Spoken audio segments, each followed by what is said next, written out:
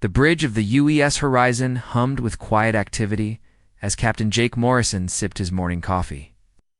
The ship had been traveling through deep space for 3 months, mapping new star systems and looking for planets that humans could one day call home. It was peaceful work, the kind that let a man think about retirement and maybe buying that small farm on New Colorado he had been dreaming about. "Captain, I'm picking up something strange," said Lisa Harper from her position at the communications station. She was young, maybe 25, with bright green eyes and short red hair that she kept tied back in a neat bun. She had been with the ship for 2 years and had never seen anything like this before. Morrison set down his coffee and walked over to her station. "What kind of strange, Harper?" "It's a transmission, sir. But it's not from any human colony. The pattern is completely different from anything in our databases." Lisa's fingers moved quickly across her control panel, adjusting frequencies and filters. "It's definitely artificial, but the mathematics behind it are unlike anything we've ever seen." Dr. Ben Carter looked up from his research station across the bridge. He was a tall man with graying hair and kind eyes behind wire-rimmed glasses. As the ship's expert on alien life, he had spent years hoping for this moment. "Are you saying this might be from another intelligent species?" "I don't know what else it could be," Lisa replied, her voice tight with excitement and fear. "Signal is coming from the Kepler 442 system, about 6 light-years from here. It's repeating every 12 minutes and has been broadcasting for at least the past week." Morrison felt his heart begin to race. First contact with alien life was something every deep space captain dreamed about and feared in equal measure. "Again?" "You decode it?" "I'm working on it, sir. The basic mathematical principles seem universal, but the language structure is completely foreign. Give me a few hours and I might be able to piece together the meaning." The next few hours passed slowly. Morrison called together his senior staff and briefed them on the situation. Chief Engineer Amy Rodriguez, a small woman with calloused hands and an easy smile, checked all the ship's systems twice. Security Chief Dan Phillips, a former Marine with scars on his face and arms, quietly prepared his security teams for any possibility. Dr. Carter spent the time reviewing everything humanity knew about the possibility of alien life. The truth was, they knew almost nothing. Earth's expansion into space had been going on for over a century, and they had found plenty of planets with simple life forms like plants and small animals. But nothing intelligent, nothing that could build machines or send messages across space. Lisa finally called Morrison back to the bridge. Her face was pale but determined. "I've got most of it decoded, Captain. You need to hear this." The message began with a series of mathematical concepts that proved the senders understood advanced science. Then came star charts showing the location of their home system, but it was the final part that made Morrison's blood run cold. "We are the Zilani," the message began, translated into simple human language by Lisa's computers. "We are dying. Worlds burn, our children hide in caves while monsters hunt them. We have heard whispers of a warrior race called humans. We beg you to help us." The message continued with technical details about their enemy, a species called the Ravagers. These beings were described as machines that consumed entire planets, turning all life into raw materials for their endless expansion. They had already destroyed 12 star systems, killing billions of innocent beings. "They do not negotiate," the message continued. "They do not show mercy. They see all organic life as waste to be recycled. We are scientists and healers, not soldiers. We do not know how to fight them. But we have heard that humans are different. We have heard that humans are warriors. Please help us. You're running out of time." Morrison stared at the star chart showing the Zilani home system. It was beautiful, with 7 planets orbiting a yellow sun similar to Earth's. 3 of the planets showed the energy signatures of advanced civilization. But the charts also showed something else: a massive fleet of unknown ships moving steadily toward the Zilani worlds. "How long do they have?" Morrison asked. Dr. Carter had been analyzing the data while Lisa worked on the translation. "Based on the fleet's current speed and position, maybe 6 months. Possibly less if these Ravagers can accelerate their ships. Sir, Don Phillips said quietly, we need to contact Earth Command immediately. This is way beyond our mission parameters. Morrison nodded, but his mind was already racing ahead to the bigger picture. If the Zilani were telling the truth, then humanity was about to face its first real test as a spacefaring species. The message had mentioned that other alien races existed, which meant Earth was not alone in the galaxy. But it also meant that the galaxy was a dangerous place, full of threats that could destroy entire civilizations. What do we know about human military capabilities compared to these Ravagers? Morrison asked. Amy Rodriguez pulled up the technical specifications from the Zilani message. Their ships are big, sir. Much bigger than anything we've built. They seem to rely on brute force rather than strategy. The Zilani described them as predictable, almost mechanical in their approach to warfare. That might be an advantage, Phillips added. Human military doctrine emphasizes adaptability and creative problem-solving. If these Ravagers are as predictable as the Zilani say, we might be able to outthink them. Dr. Carter was studying the biological data about the Zilani themselves. They're fascinating creatures, Captain. It's highly advanced but completely peaceful. They've never developed weapons of war because they've never needed them. Their entire philosophy is based on healing and creation, not destruction. Morrison looked around at his crew. These were good people, trained explorers and scientists who had signed up to map stars and study planets. Now they were potentially looking at the start of an interstellar war. Harper, send a priority message to Earth Command. Include everything we've learned about the Zilani and the Ravagers. Tell them we're dealing with a potential threat to an entire alien civilization? Yes, sir. Message sent. Morrison made his decision. Set course for the Kepler 442 system, maximum speed. We're going to investigate this situation firsthand, Sir Phillips said carefully. We're not equipped for combat. If these Ravagers are as dangerous as the Zilani claim, we could be flying into a death trap. Maybe, Morrison replied. But we're the only human ship in this part of space. If we don't investigate, those people might be dead by the time Earth can mount a proper response. As the UES Horizon changed course toward the Zilani system, Morrison stood at the main viewport watching the stars. Somewhere out there, an entire civilization was counting down its final days, hoping that the rumors they had heard about human warriors were true.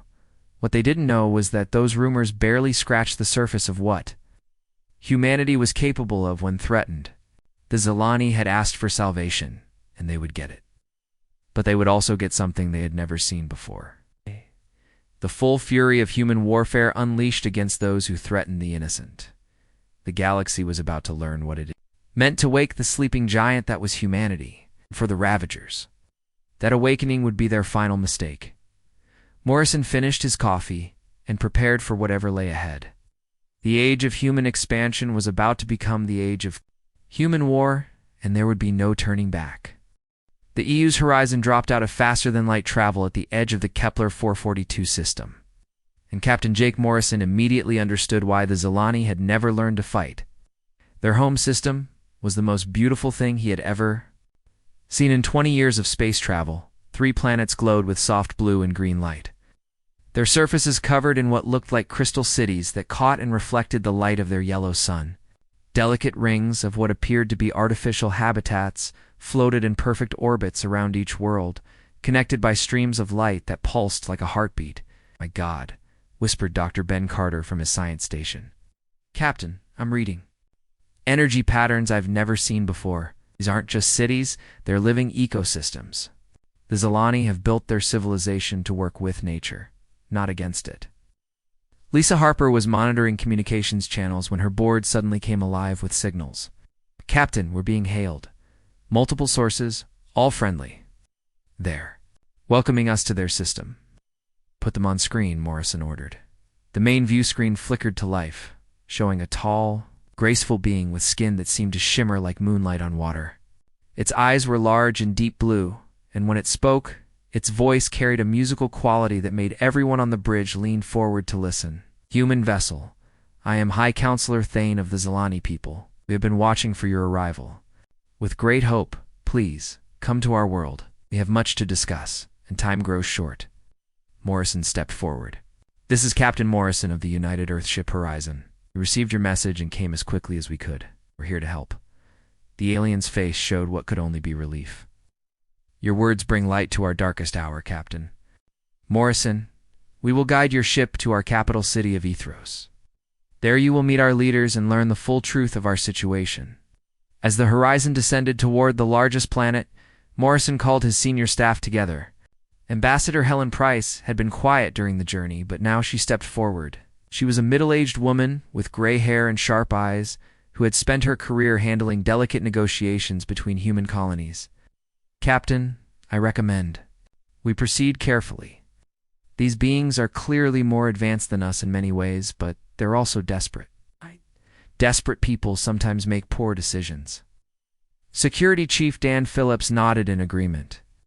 I'm taking a full Marine squad down with us. Lieutenant Cole Baker and his team are ready for anything. Dr. Carter was already studying the readings from the planet's surface. The atmospheric composition is perfect for humans, but there's something else. The entire planet seems to be one giant interconnected system. Their cities aren't just built on the surface. They're part of the planet itself. When the landing party finally stood on the surface of Ethros, Morrison felt like he was walking through a dream. The streets were made of some kind of crystal that glowed softly under their feet, and the buildings seemed to grow from the ground like enormous trees made of light. Lieutenant Cole Baker was a young Marine with steady hands and alert eyes. He kept his weapon ready, but tried not to look threatening, as curious Solani gathered to watch the humans pass. Sir, I've never seen anything like this. These people have clearly mastered technology we can barely imagine, but I don't see a single weapon anywhere. The Zilani who approached them moved with fluid grace, their long limbs and delicate features making them seem almost fragile.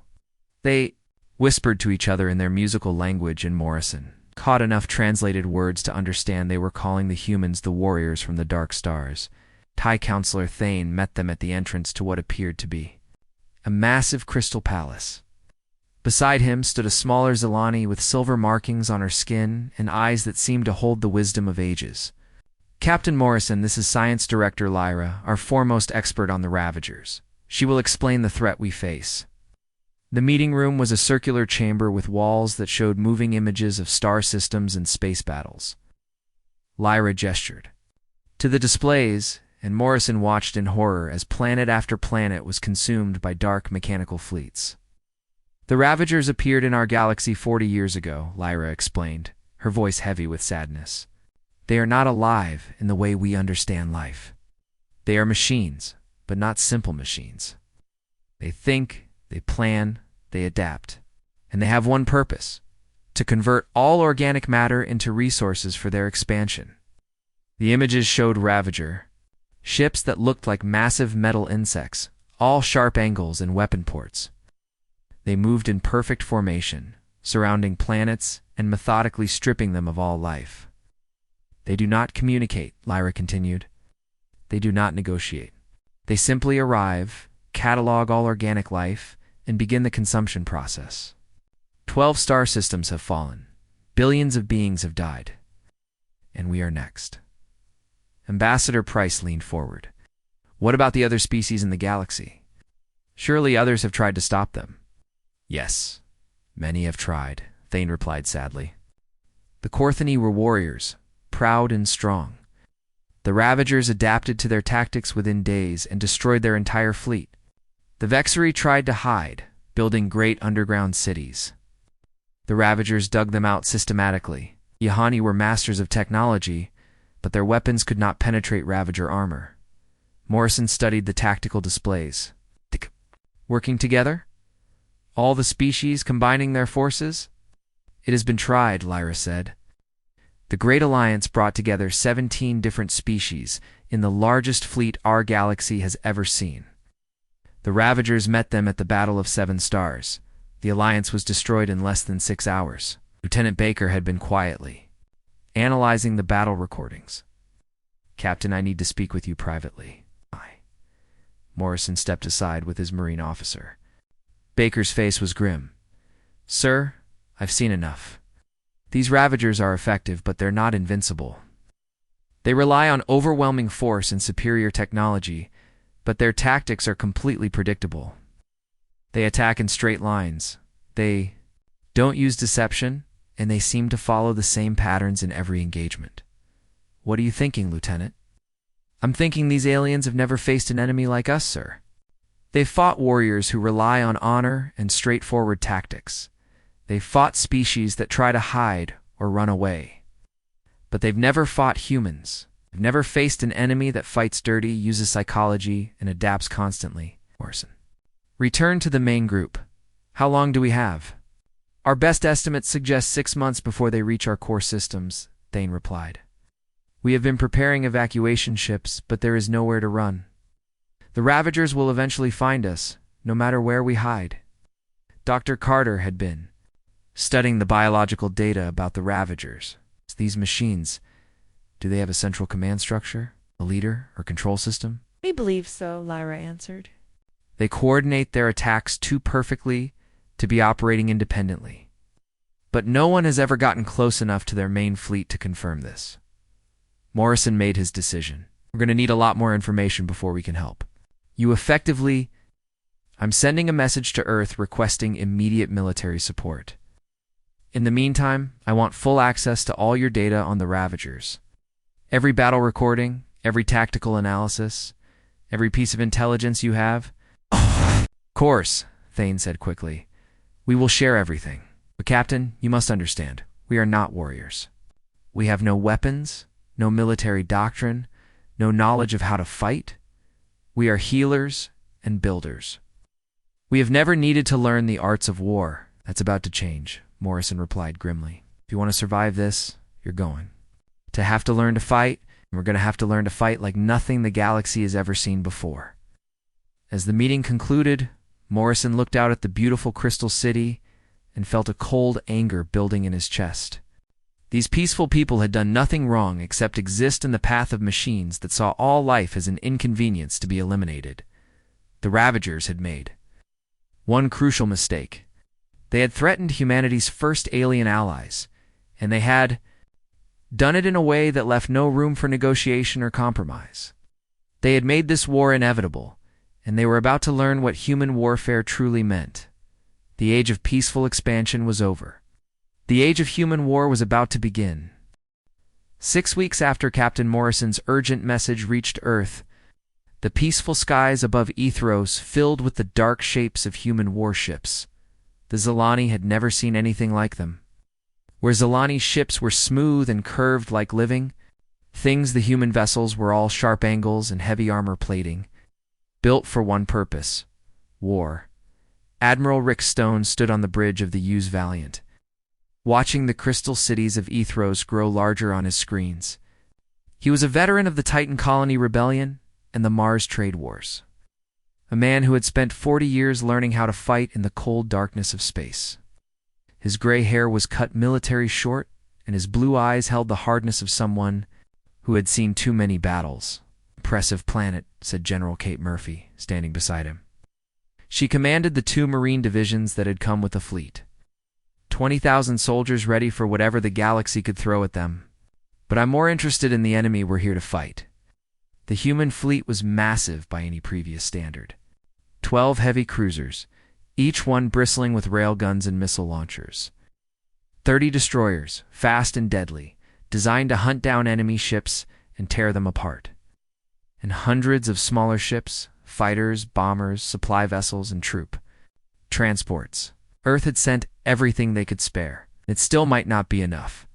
Captain Morrison met Admiral Stone at the main landing pad in Ethros. The contrast between the two men was obvious. Morrison looked tired, his face drawn from weeks of studying Ravager tactics and trying to understand an enemy unlike anything humans had ever faced. Stone looked ready for a fight, his uniform crisp, and his bearing confident. "Admiral, thank you for coming so quickly," Morrison said as they shook hands. "Captain, when Earth Command got your message, they had the fleet moving within 12 hours. We've brought everything we could." Stone looked around at the crystal buildings and the graceful Zilani, watching from a respectful distance. "These people really have never fought a war, have they? No, sir. They don't even have a concept of military strategy beyond basic defensive. Shields. They're completely unprepared for what's coming. High Counselor Thane approached them, moving with the fluid grace that all Zilani seemed to possess. But Morrison could see the strain in the alien's large blue eyes. The weight of his species' possible extinction was taking its toll. Admiral Stone, we welcome you and your warriors to our world. We have prepared detailed briefings on everything we know about the Ravagers. Stone nodded curtly. Counselor, I appreciate the information, but I need to be direct with you. And we're not here just to defend your people. We're here to destroy the Ravagers completely. That means taking the fight to them, not waiting for them to come to us. The Zilani leader looked confused. I do not understand. You would leave our worlds to attack the enemy. But what if they send other forces here while you are gone? That's exactly what we want them to do, Stone replied. If they split their forces, they become weaker, and a weaker enemy is a dead enemy. The briefing room filled with both human and Zilani officers. Science Director Lyra presented the latest intelligence on Ravager movements, while Commander Paul Hayes, the fleet's intelligence officer, analyzed the data with fresh human eyes. The Ravagers are currently 3 months away from your outer colonies, Hayes reported. They're moving in a standard formation, with their main battle fleet in the center and smaller forces spread out to prevent anyone from escaping. It's tactically sound but completely predictable. Dr. Ben Carter had been working with Zilani scientists to understand Ravager technology. Admiral, we've learned something important. The Ravagers don't just attack randomly, controlled by a central intelligence. That coordinates all their movements. If we could find and destroy that control system, the entire Ravager fleet might become ineffective. Stone studied the star charts showing Ravager positions. How close would we need to get to their main fleet to locate this control system? Very close, Lyra answered. Closer than any fleet has ever survived. That's what I was hoping you'd say, Stone replied with a grim smile. Because that's exactly where we're going. General Murphy had been quiet during the briefing, but now she spoke up. Admiral, the Marines are ready for anything. But I need to know what we're facing on the ground level. These Ravagers, do they just attack from space, or do they land forces on planets? They do both, Thane replied. They send smaller machines to the surface to process organic matter while their ships attack from orbit. The surface machines are dangerous but not as heavily armored as their space vessels. Good, Murphy said. Give me something I can shoot. Add up close, and I'll find a way to kill it. The first test of human military capability came sooner than anyone expected. Long-range sensors detected a Ravager scouting force approaching the outer edge of the Zilani system. 20 ships moving in perfect formation, sent ahead to gather information about the human fleet. All ships, this is Admiral Stone. We have incoming hostiles. This is what we came here for. Let's show these machines what human warfare looks like. The Zilani watched the battle from their crystal cities, their faces pressed against windows as they observed something they had never seen before. The human fleet didn't wait for the Ravagers to attack. Instead, they moved to intercept, spreading out in a formation that seemed random, but was actually carefully planned. Lieutenant Cole Baker was aboard the destroyer U.S. Ranger, watching the tactical display as the two fleets approached each other. He had been studying Ravager tactics for weeks, and now he was about to see if human training could overcome alien technology. All weapons ready, announced the Ranger's captain. Target the lead Ravager ship. Fire when in range. The battle was unlike anything the Zilani had ever witnessed. The Ravagers attacked in straight lines, their weapons firing in precise patterns designed to overwhelm enemy defenses through sheer firepower. But the human ships moved unpredictably, dodging and weaving while their weapons targeted specific weak points on the Ravager vessels. They're trying to adapt to our tactics, reported the Ranger's weapons officer. But they're too slow. We're changing our attack patterns faster than they can respond. One by one, the Ravager ships exploded in balls of fire and metal. Their advanced armor and shields were useless against human weapons designed to punch through any defense. More importantly, Their predictable tactics made them easy targets for human pilots who had trained their entire lives to fight thinking enemies. The entire battle lasted only 18 minutes. When it was over, 20 Ravager's ships had been reduced to space debris. The human fleet had suffered only minor damage to 3 destroyers. Admiral Stone's voice crackled over the fleet communications. All ships, excellent work. But this was just the beginning. We've shown them what we can do. Now they know we're here, and they're going to come at us with everything they have. In the crystal cities below, the Zilani stared at the debris field, where the Ravager ships had been. For the first time in their long history, they had witnessed the complete destruction of their enemy. But what shocked them most was not the violence of the battle, but the efficiency of it. They destroyed them. Althane said quietly to Lyra. Every single Ravager ship destroyed in less than 20 minutes. Yes, Lyra replied, her voice filled with wonder and fear. These humans, they do not fight like any species we have known. They do not fight with honor or follow rules of war. They fight to win, completely and without mercy.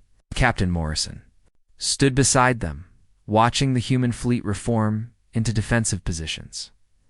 Counselor, you asked us to save your people, but you need to understand something about humans. We don't just save people, we eliminate threats. And the Ravagers have just become the biggest threat humanity has ever faced. The message was already spreading through space, carried by Ravager communication networks to their main fleet.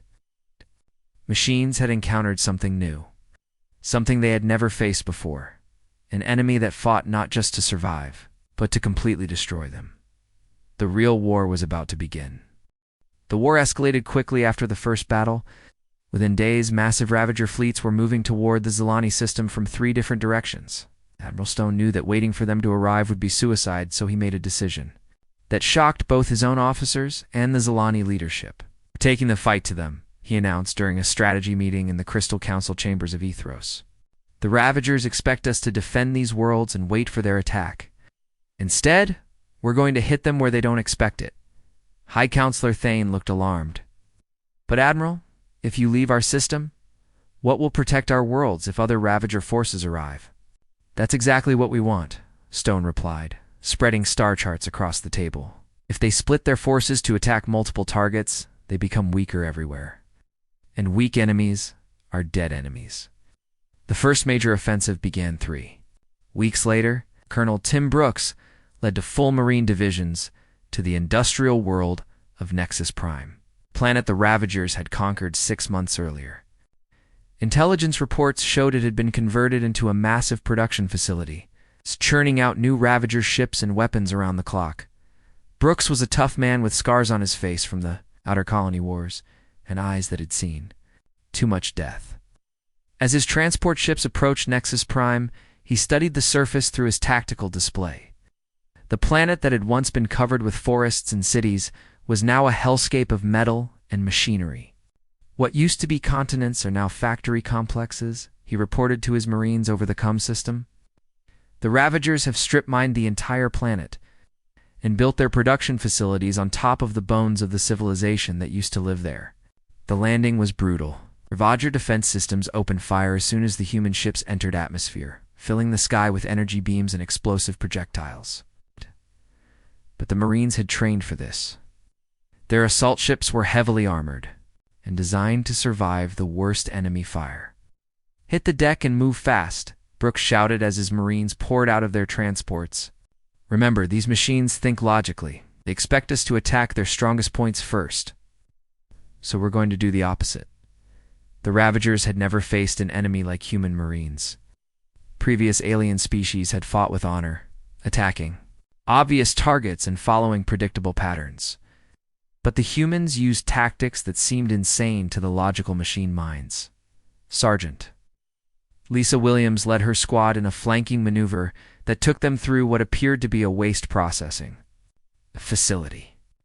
The Ravagers had dismissed it as unimportant, but Williams knew that destroying it would shut down 3 major production lines.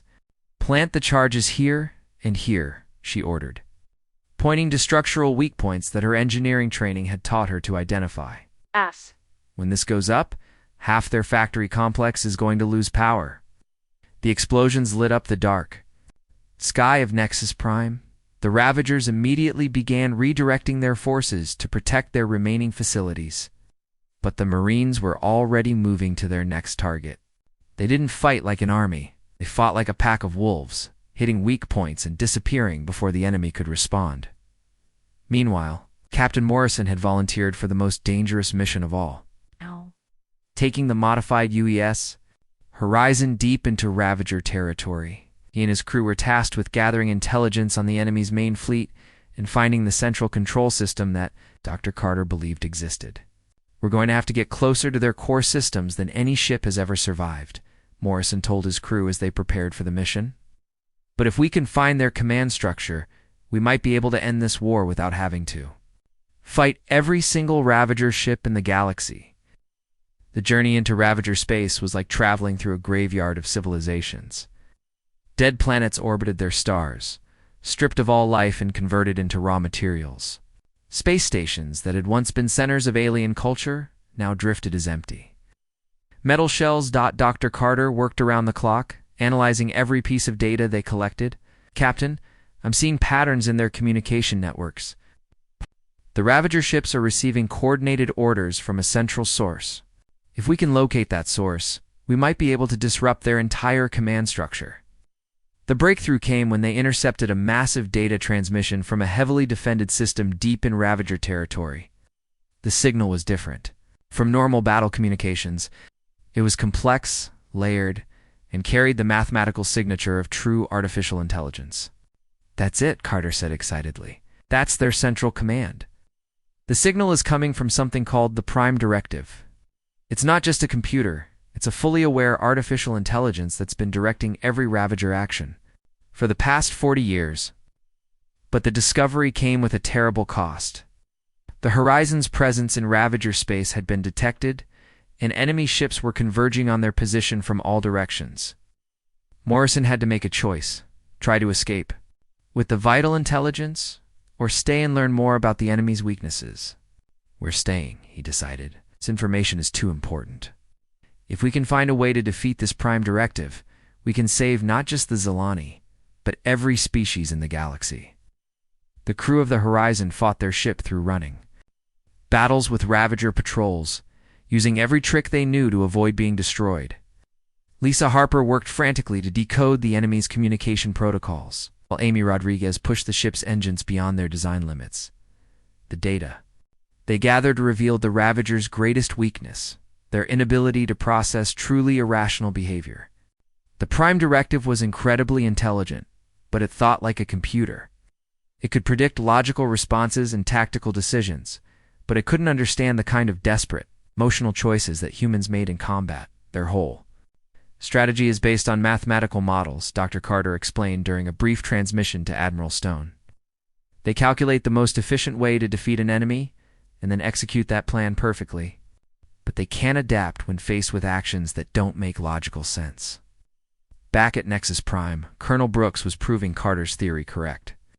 The battle for the planet had been raging for 3 days, and the Marines were using tactics that no sane military commander would approve of.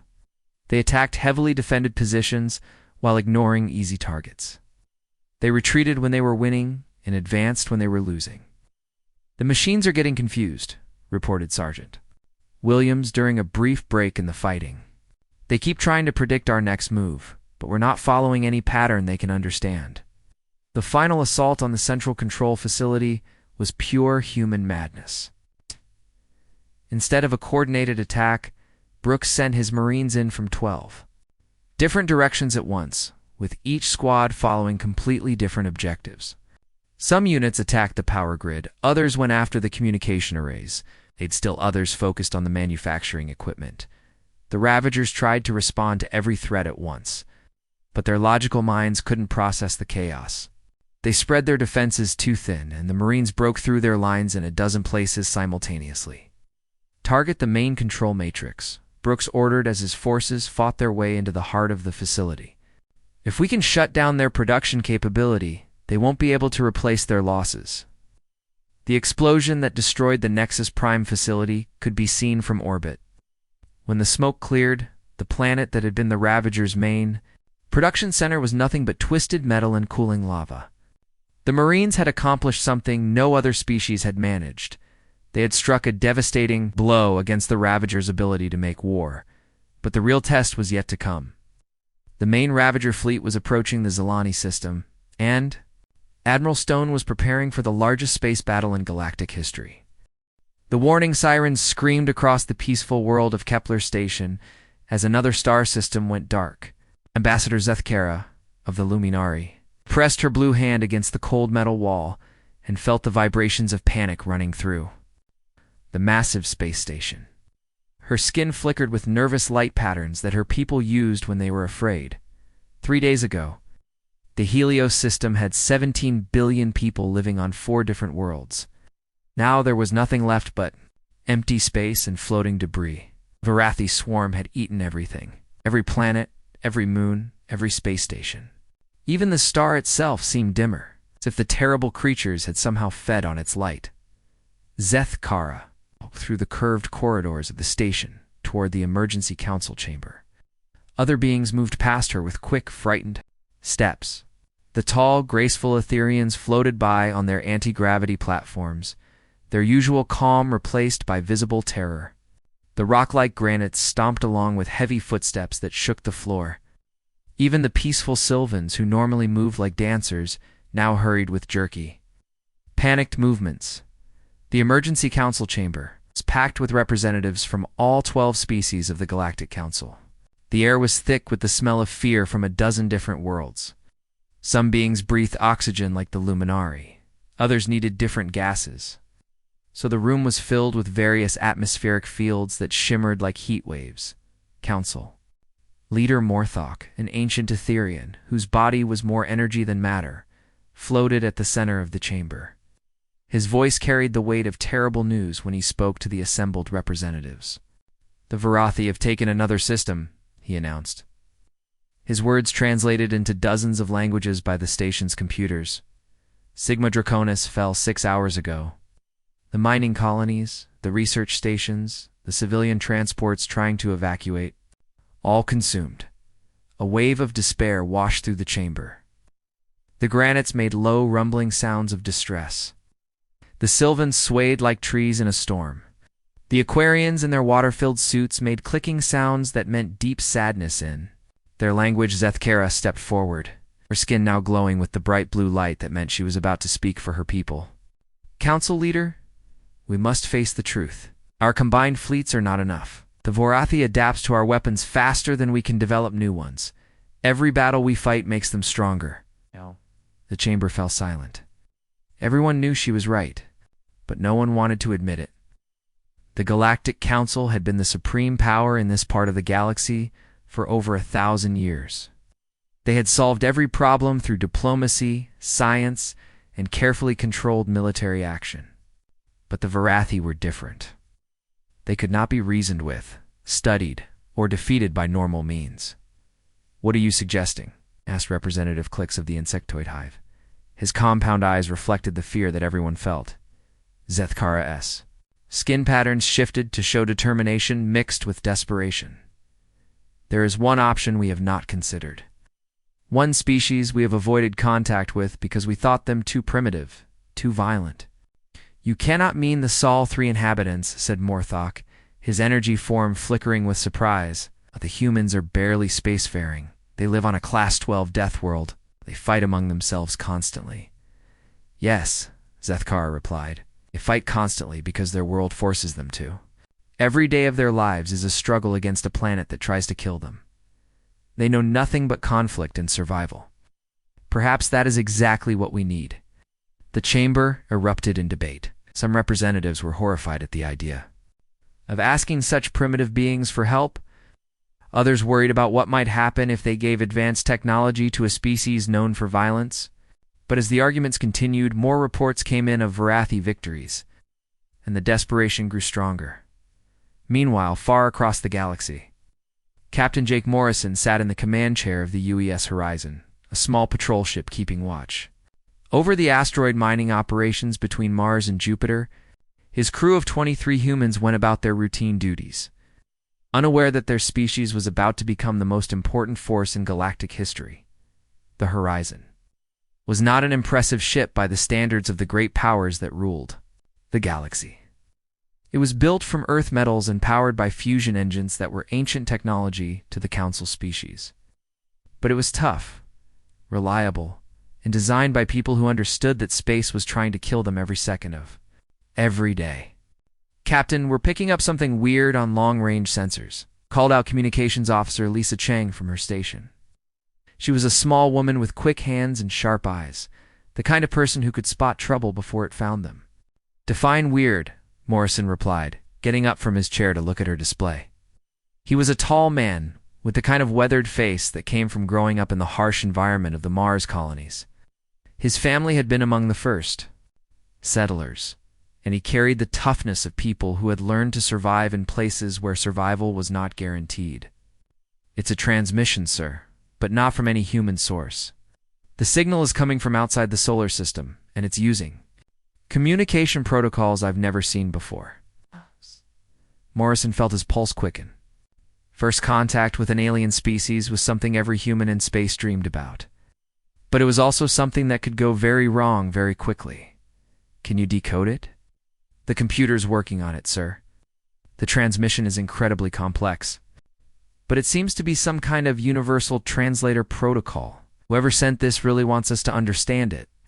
On the main screen, static slowly resolved into an image that made everyone on the bridge stop breathing. The face that appeared was clearly not human. The skin was blue and seemed to glow with its own light. The eyes were larger than human eyes, and completely black. The features were delicate, almost ethereal, but the expression was one of desperate fear. "Greetings, inhabitants of the Sol System," the being said. Its voice somehow beautiful even through the translation software. "I am Ambassador Zethkara of the Luminari people. I speak for the Galactic Council, representing 12 species across this region of space." Morrison felt his mouth go dry. 12 species. Galactic Council. Humanity had always wondered if they were alone in the universe, and now they had their answer in the most dramatic way possible. "We contact you now not in friendship, though. We hope for that in time, but in desperation," the ambassador continued. "Our galaxy faces a threat unlike any we have ever encountered.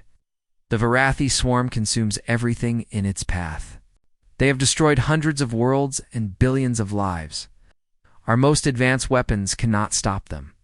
The image of the alien ambassador flickered, and Morrison could see the fear in those strange black eyes. This was not some routine diplomatic contact.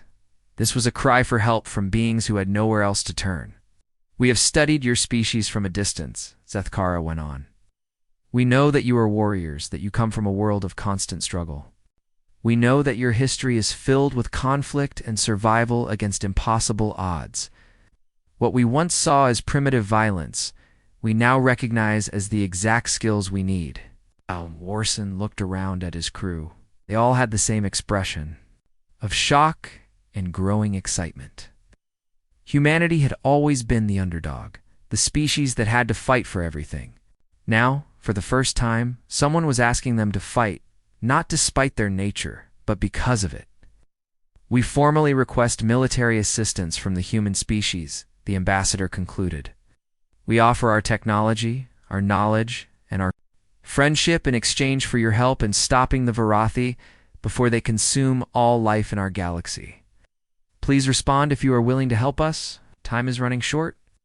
The transmission ended, leaving the bridge of the Horizon in stunned silence. Morrison stared at the empty screen, his mind racing.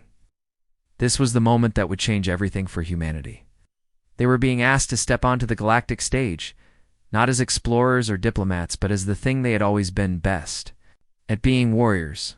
"Lisa, send a message to Earth Command immediately," Morrison ordered, his voice steady despite the magnitude of what was happening. "Tell them we need to speak with the highest levels of government. Tell them humanity just got invited to save the galaxy."